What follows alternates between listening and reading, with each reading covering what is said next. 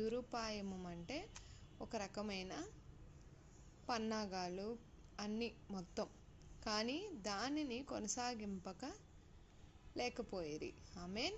నీవు వారిని వెనుకకు త్రిప్పివేసెదవు, నీ వంటి నారులను బిగించి వారి ముఖం మీదే కొట్టెదవు.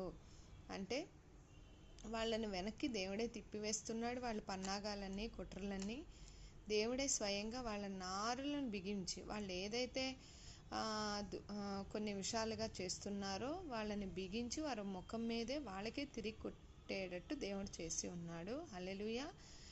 అంటే ఇక్కడ ఎందుకు అంటే ఈ మాటలతో మనం ఈ రోజుల్లో ఎవరిని నమ్మటానికి లేదు. భూమి మీద నుండకుండా వారి గర్భఫలము నీవు నాశనం చేసేదవు, నరులను అంటకుండా వారి సంతానము నశింపు చేసేదవు.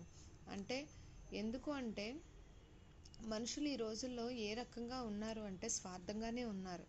వాళ్ళకి అన్నీ జరుగుతున్నాయా, నాకు జరిగితే చాలు, పిల్లలు